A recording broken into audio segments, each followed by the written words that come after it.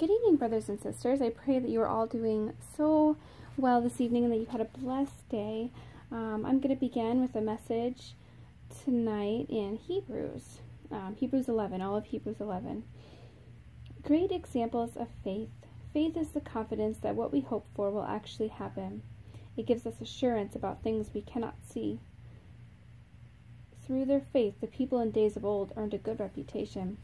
By faith we understand that the entire universe was formed at God's command, that what we see now did not come from anything that can be seen.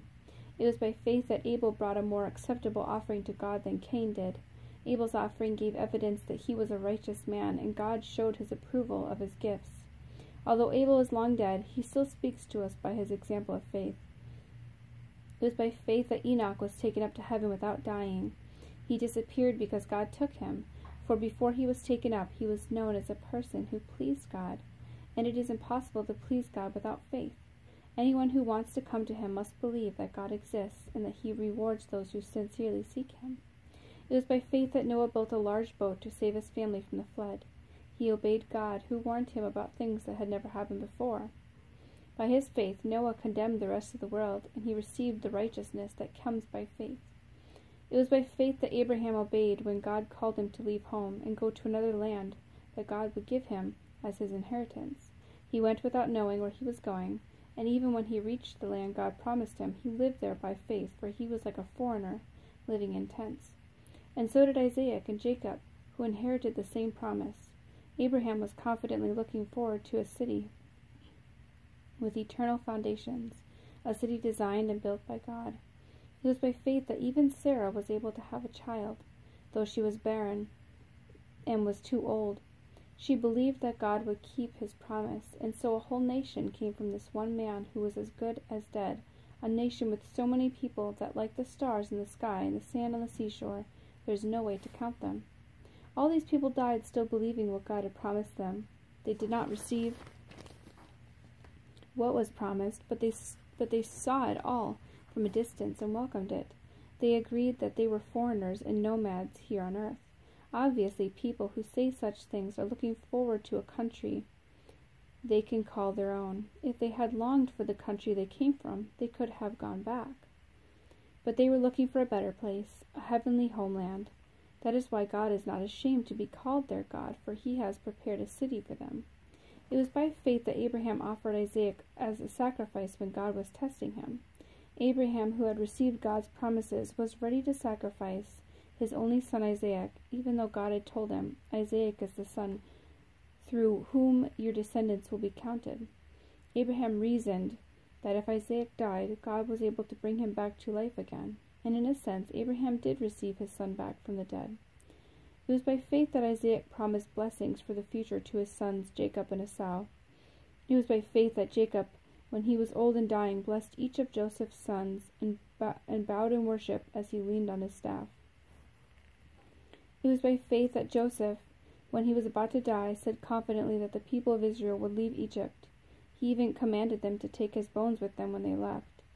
It was by faith that Moses' parents hid him for 3 months when he was born. They saw that God had given them an unusual child, and they were not afraid to disobey the king's command. It was by faith that Moses, when he grew up, refused to be called the son of Pharaoh's daughter. He chose to share the oppression of God's people instead of enjoying the fleeting pleasures of sin. He thought it was better to suffer for the sake of Christ than to own the treasures of Egypt, for he was looking ahead to his great reward. It was by faith that Moses left the land of Egypt, not fearing the king's anger. He kept right on going because he kept his eyes on the one who was invisible. It was by faith that Moses commanded the people of Israel to keep the Passover and to sprinkle blood on the doorposts so that the angel of death would not kill their firstborn sons. It was by faith that the people of Israel went right through the Red Sea as though they were on dry ground. But when the Egyptians tried to follow, they were all drowned. It was by faith that the people of Israel marched around Jericho for 7 days, and the walls came crashing down. It was by faith that Rahab the prostitute was not destroyed with the people in her city who refused to obey God, for she had given a friendly welcome to the spies. How much more do I need to say? It would take too long to recount the stories of the faith of Gideon, Barak, Samson, Jephthah, David, Samuel, and all the prophets. By faith these people overthrew kingdoms, ruled with justice, and received what God had promised them. They shut the mouths of lions, quenched the flames of fire, and escaped death by the edge of the sword. Their weakness was turned to strength. They became strong in battle and put whole armies to flight. Women received their loved ones back again from death, but others were tortured, refusing to turn from God in order to be set free. They placed their hope in a better life after the resurrection. Some were jeered at, and their backs were cut open with whips. Others were chained in prison. Some died by stoning, some were sawed in half, and others were killed with the sword. Some went about wearing skins of sheep and goats, destitute and oppressed and mistreated. They were too good for this world, wandering over deserts and mountains, hiding in caves and holes in the ground. All these people earned a good reputation because of their faith, yet none of them received all that God had promised, for God had something better in mind for us, so that they would not reach perfection without us. Right, and then the last one is James, and it's James, let's see here.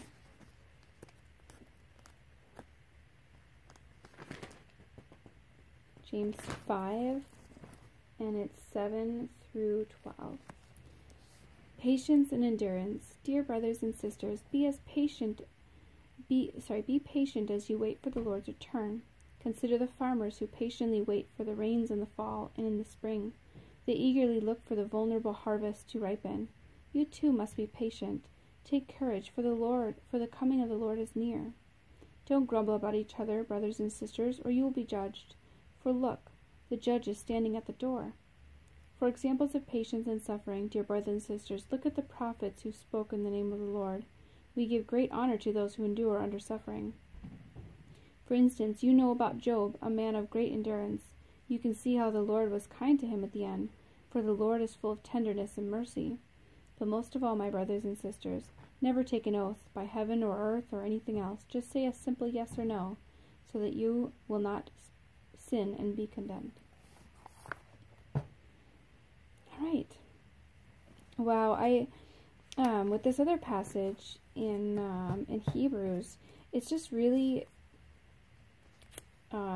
it's just encouraging, and it just keeps you going with faith and everything, to read all these great examples of faith in the Bible.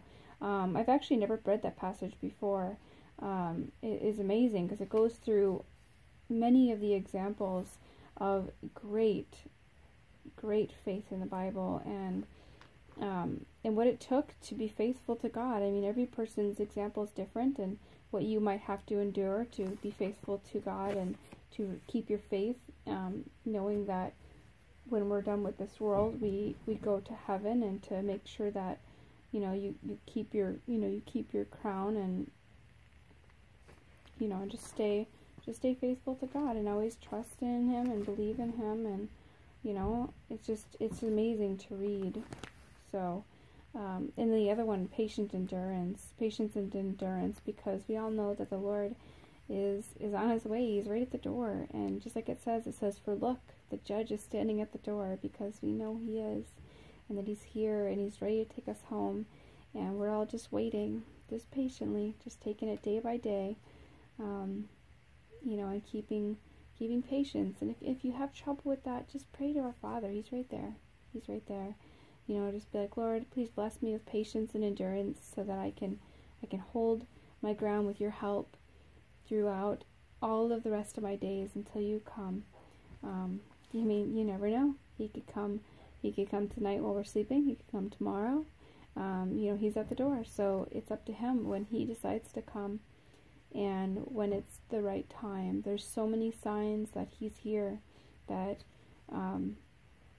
and just confirmations everywhere that the Lord is right here and ready to take us home, and so we can spend eternity there. There's nowhere else we would rather be. That's the best place to be. So I'm excited to hold our Father and just be forever at peace, away from this world.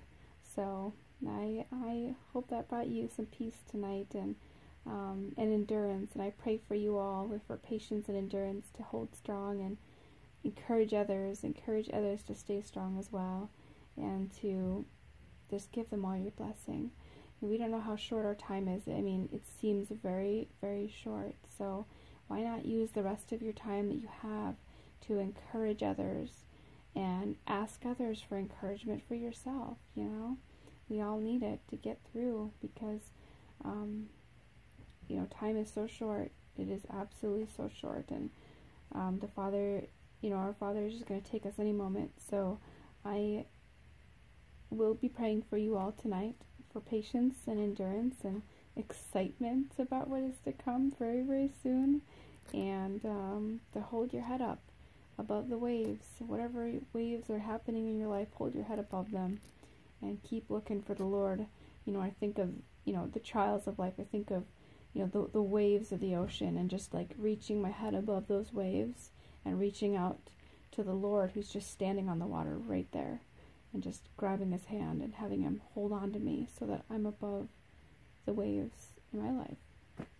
And so, yeah, I just pray that brought you some blessings tonight, and I love you all so dearly. It's such a blessing to have you here and to just spend the last of our time here before the Lord takes us home, just reading together and learning together and just growing in Christ together. It's the biggest blessing to me to just be here with you. So I love you dearly and have a great night.